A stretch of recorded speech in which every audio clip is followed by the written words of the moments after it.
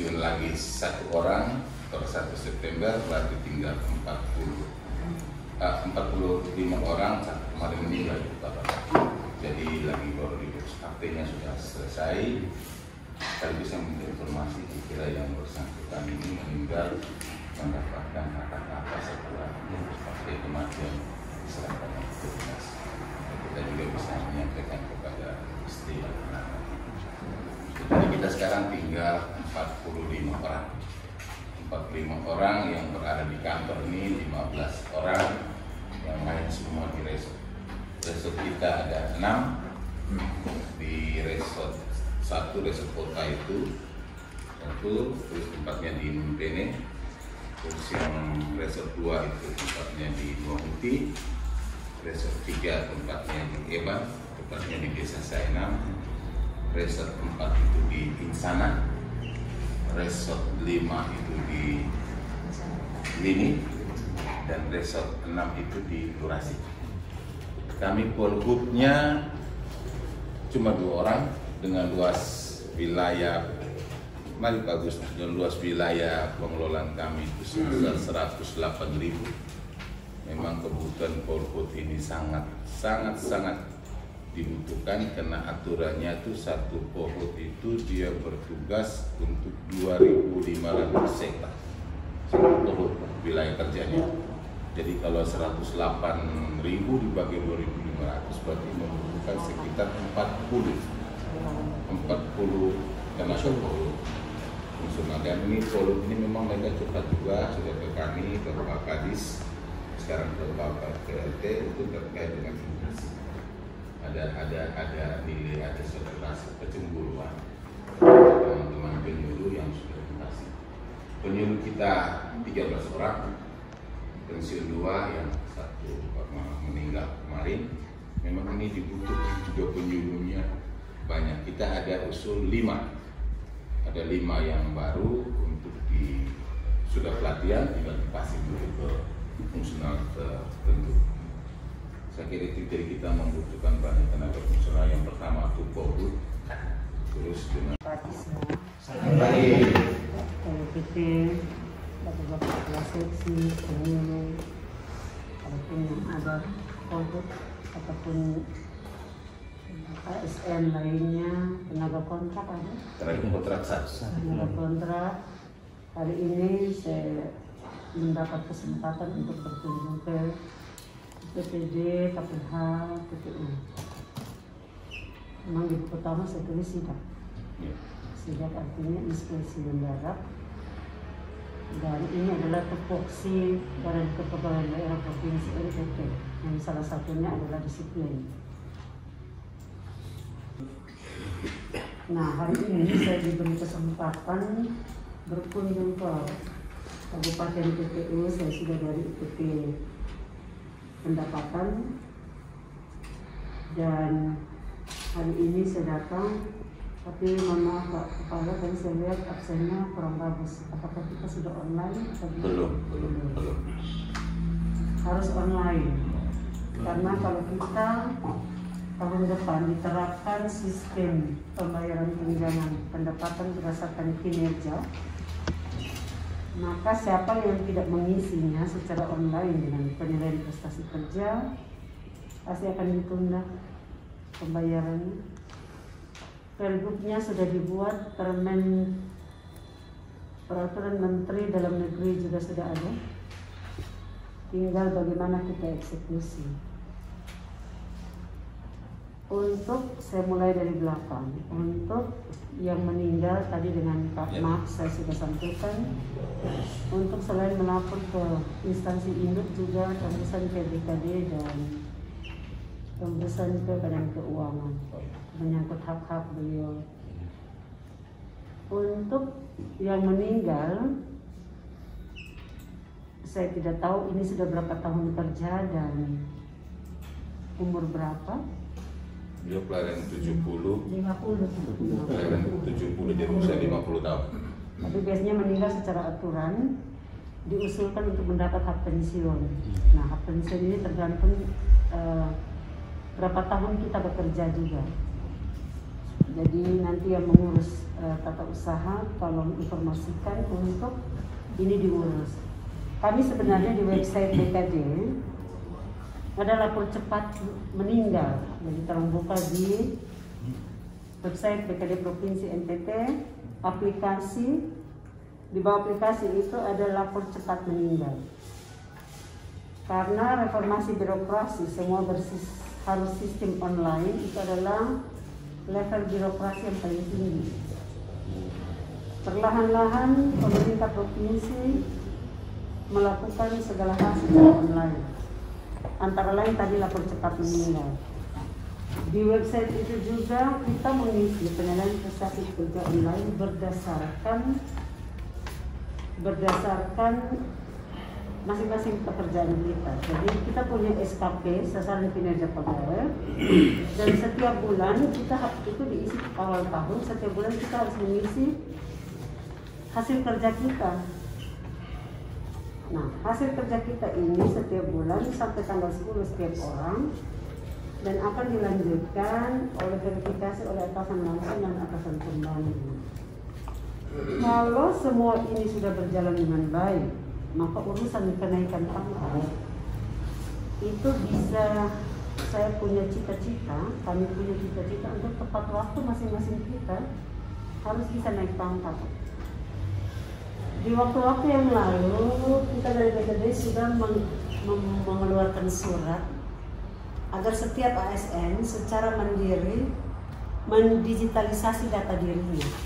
Contoh, kenaikan pangkat mulai dari pengangkatan 80% sampai sekarang. Kalau yang punya jabatan, terus data-data lain BIMTEK.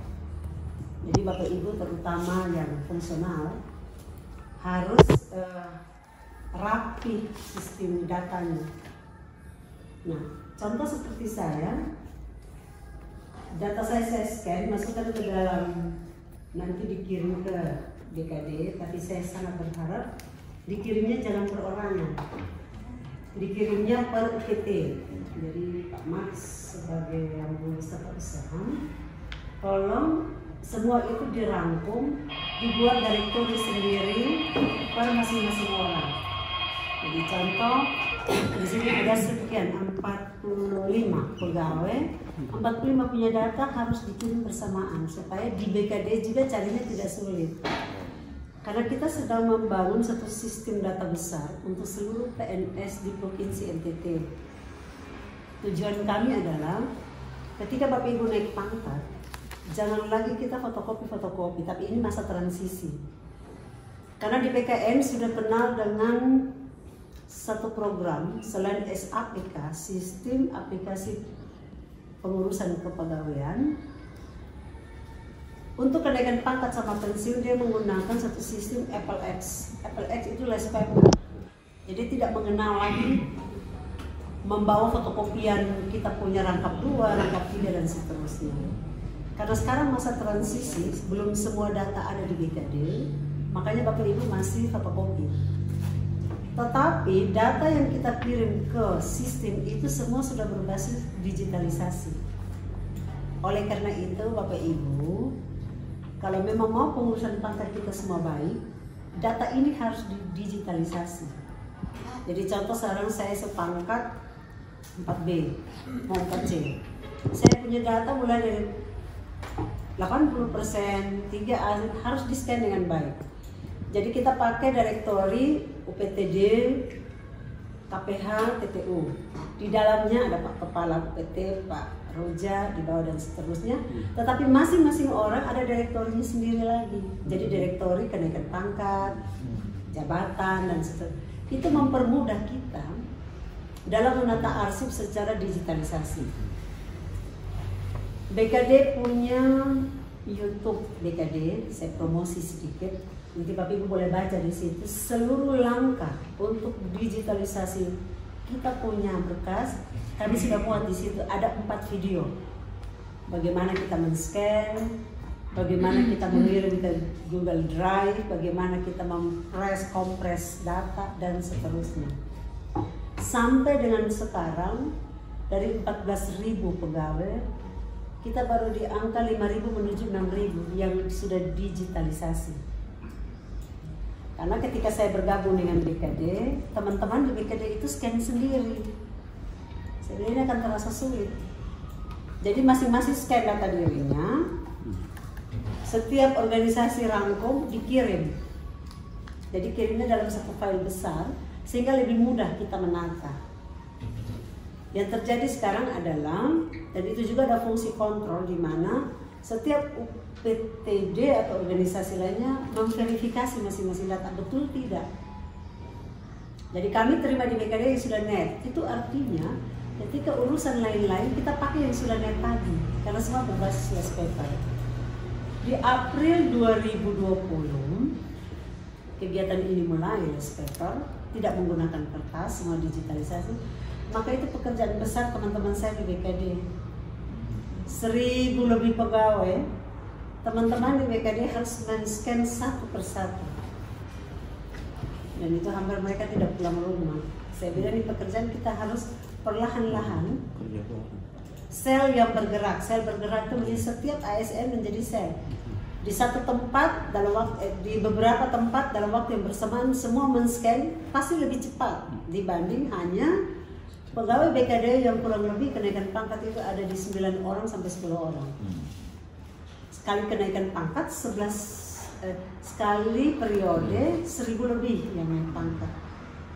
Rumit.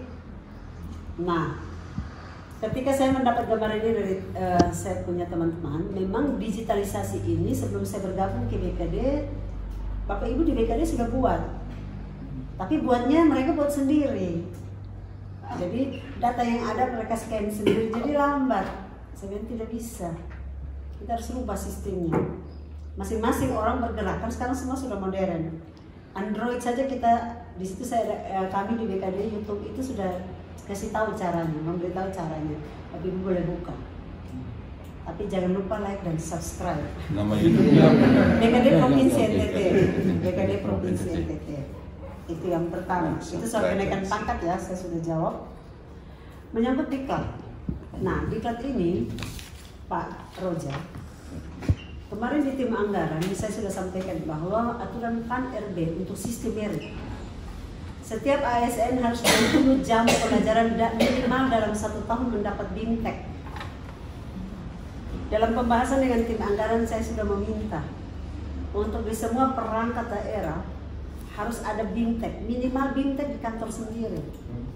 Contoh, kalau Bapak Ibu yang sekarang lagi ikut BIMTEK bagus. Contoh kami di BKD, kebutuhan kami adalah bagaimana BIMTEK manajemen ASN sesuai dengan Peraturan Presiden Nomor 11 tahun 2017. Tapi di kehutanan mungkin beda. Prioritasnya apa? Nah itu masing-masing pimpinan perangkat daerah yang harus berpikir, menganalisa kebutuhan BIMTEK.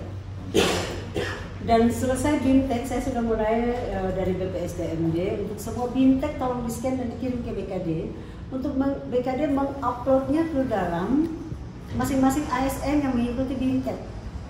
Karena hitung indeks profesionalisme ASN Provinsi NTT masih sangat rendah.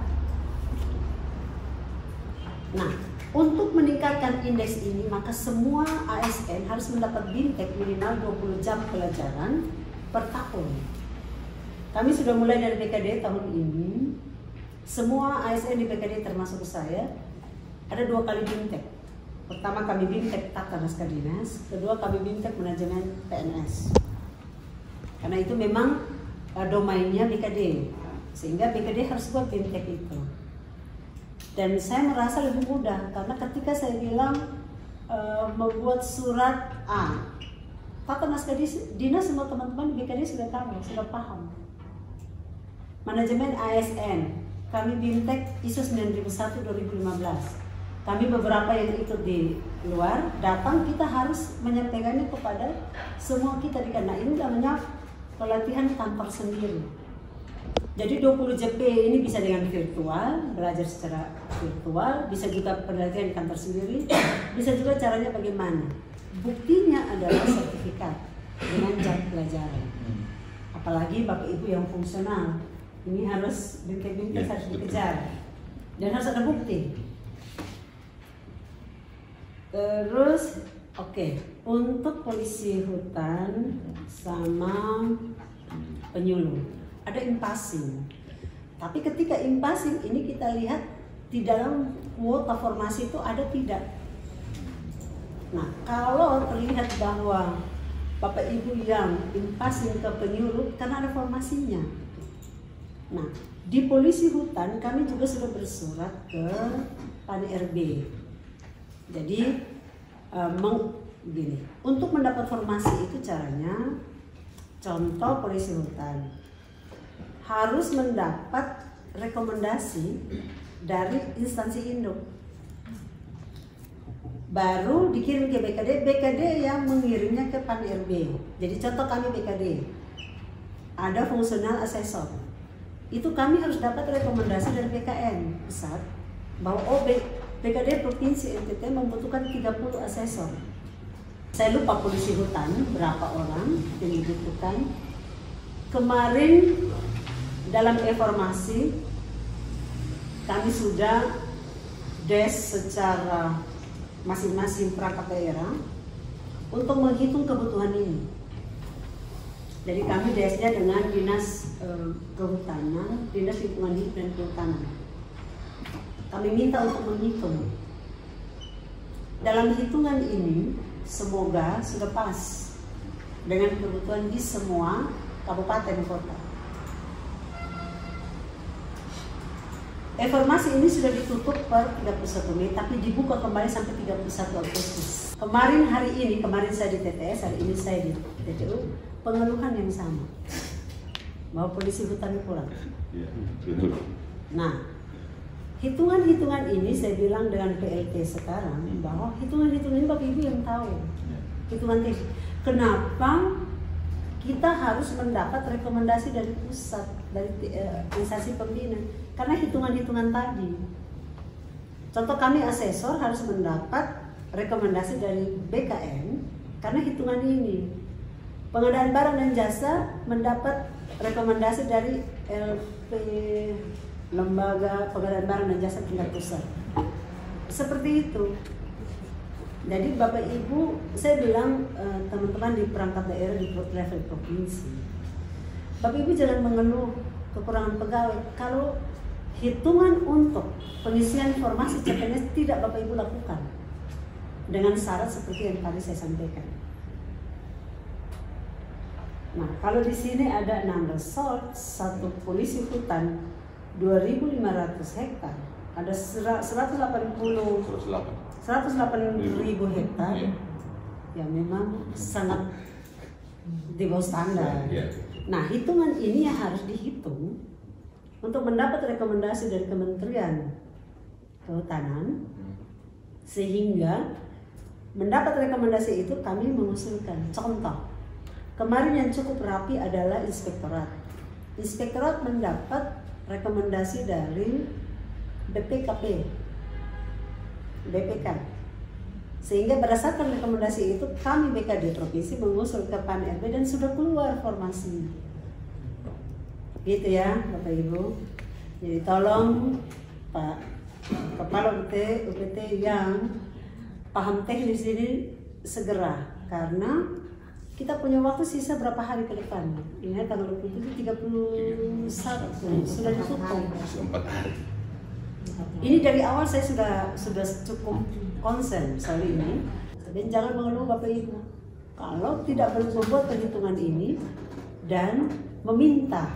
Kita akan scan itu nanti di print out. Terus memang kita persoalan di sekarang ini kan kertas ini terkait dengan ATK kan kemarin penghematan ini kan dihapus semua.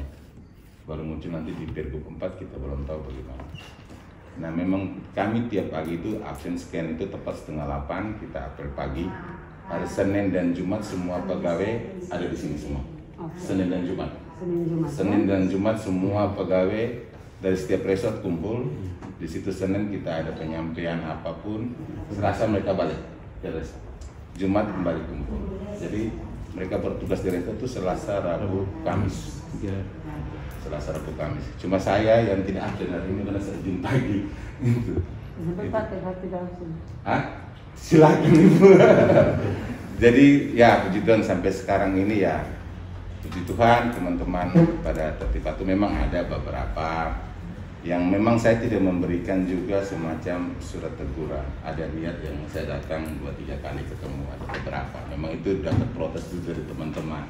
Masa kami 1 hari Bapak kenakan sanksi marah, tapi ini sudah lama-lama, tapi ini ada berbagai pertimbangan lain. Saya juga punya sisi sosial juga tinggi. Pak, saya ketemu terus sampai 3 kali, memang ada batas sabarnya juga. Gitu. Jadi ada 1 orang. Saya kira, tapi sekarang lagi berduka, anak juga meninggal ya. Saya kira itu bagus saja. Terus ini mungkin minta maaf Pak Mar, berkaitan dengan Pohlu tadi. Apa bisa saya pernah waktu rapat di dinas, waktu dengan tim yang tenaga fungsional, yang kenaikan pangkat tenaga fungsional itu, saya pernah sampaikan berkaitan dengan Pohlu. Memang Pohlu ini tidak harus dia sarjana kehutanan, tidak harus. Dia tidak harus, bisa sarjana hukum, bisa sarjana hukum, bisa sarjana sosial, bisa sarjana manajemen, itu bisa. Memang lebih tepat menyebut, tapi tidak harus. Saya mengusulkan bagaimana pegawai provinsi ini ada sekitar 5.000-an orang. Di kehutanan itu butuh untuk Pohlu itu dihitung kali 20 KPH itu sekitar 800. Nah 800 orang diambil daripada menunggu formasi, 800 diambil dari semua pegawai-pegawai provinsi yang ada, dari lingkup dinas badan biro, diambil yang masih muda-muda dilatih Pohlu. Dilatih Pohlu, nanti biayanya itu biayanya per orang dilatih itu 40 juta. Nah 40 juta itu jadi bisa ditempatkan ke masing-masing KPH. Jadi langsung memenuhi setiap KPH dengan ini. Dari kalau menunggu formasi pasti kehutanan kan tidak bisa semuanya ambil dari 500. Jadi paling 5, apalagi ada keterlambatan masuk pasti mungkin sekitar 2, paling banter 5. Jadi kalau misalnya saya usul kemarin itu ya itu penting supaya bisa, karena ini kami menangani sekarang ini rawan kebakaran, illegal logging ini rawan, apalagi menyangkut kebakaran ini musim berat kan, turun lapangan terus, tapi ya itu ada keterbatasan.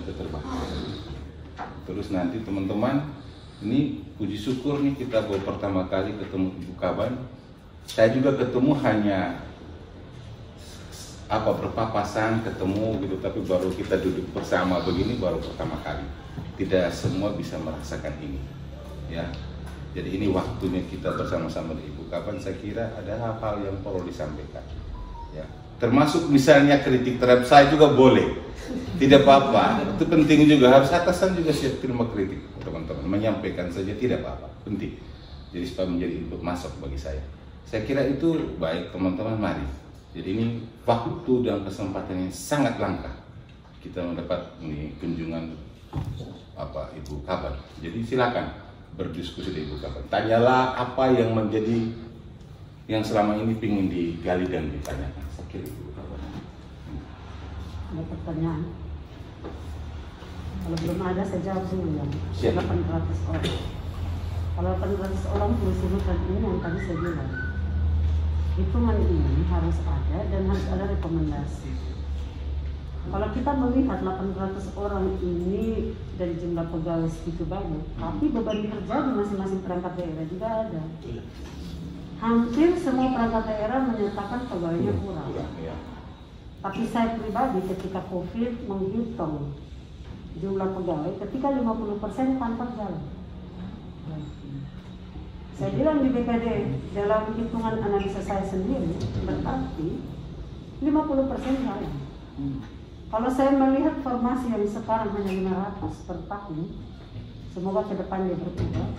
Pada satu dekade di mana satu perangkat daerah hanya ada di angka 30 orang. Saya sudah berhitung. Kalau selama 10 tahun, dia hanya menerima satu perangkat daerah 1 atau 2 orang. Nanti kalau kita kali di masa ini semua pensiun, harus satu dekade di mana hanya 30 orang. Kenapa sekarang reformasi birokrasi nilai paling tinggi adalah online? Sebenarnya mereka sudah menurut analisa saya mereka merancang ke arah sana. Karena kalau online, maka tenaga kita sudah berkurang. Tapi ya kalau polisi kan tidak bisa online kan, dia memang harus di lapangan dan harus iya, pelayanan langsung beda dengan pelayanan administrasi. Nah hitungan ini seperti yang Pak Kepala bilang, Kepala Pak Roja bilang, ini makanya saya sudah bilang dengan Dinas Lingkungan Hidup dan Kehutanan Provinsi dihitung baik-baik sehingga formasi ini kita sampaikan dulu. Dengan formasi ini memang kalau kita melihat tren pengangkatan pegawai ini kan kalau trennya itu lebih kecil daripada pegawai yang pensiun atau meninggal. Makanya kalau ke depan baiknya tenaga-tenaga yang ada, kan seperti kita di sini kan UPT teknis ya. Kalau memang pendidikan formal atau pendidikan dasarnya itu tidak sesuai kebutuhan teknis, maka memang satu jalan yang baik adalah dengan bintek-bintek itu tadi, bintek-bintek fungsional atau teknis. Itu bisa menjawab kekurangan-kekurangan. Memang kalau yang tadi disampaikan Bapak Kepala, memang terkait dengan kebutuhan tenaga lapangan. Kalau kita melihat kondisi sekarang, memang kalau dikaitkan dengan kondisi ideal, misalnya satu orang harus polisi hutan membawahi 5.000 hektar misalnya, bukan 2.500, 5.000 saja masih mungkin juga masih sangat kurang. Tetapi apakah bisa Ibu kalau kita misalnya merekrut tenaga, setelah kita menghitung beban kerja, kita merekrut misalnya tenaga P3K untuk menjawab sementara, karena kalau memang formasi ini kan yang tadi seperti alur itu dari OPD menghitung beban kerjanya dan menghasilkan kebutuhan pegawai kan harus disampaikan kepada kementerian terkait. Kalau misalnya kami ke Kementerian Lingkungan Hidup dan Kehutanan, dan dari situ kita mendapatkan rekomendasi formasi. Nah, rekomendasi formasi ini juga kan kadang dibatasi karena terkait dengan belanja pegawai yang kalau dibanding dengan belanja langsung kan di NTT kita sendiri kan mungkin belanja pegawai itu kadang masih di atas 50% dari belanja langsung atau bahkan lebih. Maka itu kebijakan pengurangan tenaga pegawai ini dilakukan. Jadi kalau saya sampaikan untuk kegiatan-kegiatan BIMTEK ini perlu dilakukan ke depannya supaya tenaga-tenaga yang ada dengan latar belakang pendidikan yang bukan teknis bisa mendapatkan latihan itu, segi keterampilan teknisnya ada untuk bisa melaksanakan tugas sesuai dengan kebutuhan di lapangan. Itu mungkin sementara dari saya. Terima kasih. Pengamatan saya pertama, karena mereka kenaikan tarif itu bukan fungsional seperti penyuluh. Mereka itu kenaikan tarif itu angkat tahun. Sehingga orang juga tidak punya niat untuk masuk ke Polri. Yang kedua, karena di Inggrisnya untuk Polri ini setiap orang harus dapat politisasi, dan itu harus memenuhi kuota. Artinya seluruh Indonesia ini harus usulkan dulu kementerian. Dari kementerian itu akan menentukan tahun ini penerimaannya berapa sesuai anggaran yang disediakan. Kalau kita tidak usul, maka mereka tidak menyediakan anggaran itu sesuai usulan kita. Dan ini prosesnya memang dulu seperti ini. Tapi dari adanya penjelasan dari Ibu, selanjutnya kita ikuti proses itu saja. Mungkin Bapak Kepala dengan semua kepala UPT KPH ini remuk untuk peraturan dinas ya, setiap KPH itu berapa orang dulu, sehingga bisa ada penerimaan atau ada kesempatan. Kalau masing-masing UPT minta sekian sesuai dengan beban kerja 2.500 hektar, ini agak berat, sehingga mungkin ini akan bicara lebih oleh teman-teman di dinas. Yang kedua, ya ini tadi Ibu sampaikan bahwa untuk urusan kenaikan pangkat dan pensiun ini harus online, sehingga saya saran mungkin kalau Ibu staf ada yang bisa ditugaskan 1-2 hari membantu kami di sini untuk memberikan petunjuk teknis kepada teman-teman yang menangani bidang seputar.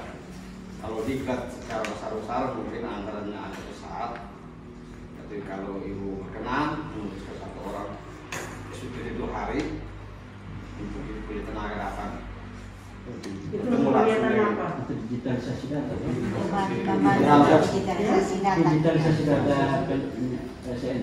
Kalau diklatnya mungkin agak butuh waktu dan memenuhi anggaran harus diopsi dan segala macam, prosesnya agak lama. Tapi kalau bisa Ibu kebijakan untuk Ibu punya staf teknis itu nanti harus datang ke sini atau ke semua untuk memberikan penampilan teman yang lebih dari bergabung di sini untuk bisa memberikan penjelasan atau teknis sehingga mereka bisa masuk. Memang mungkin harus buku di YouTube itu betul, tapi alangkah mungkin daya tangkap pada saat mereka langsung menangani laptop atau komputer itu mungkin pengetahuannya lebih cepat.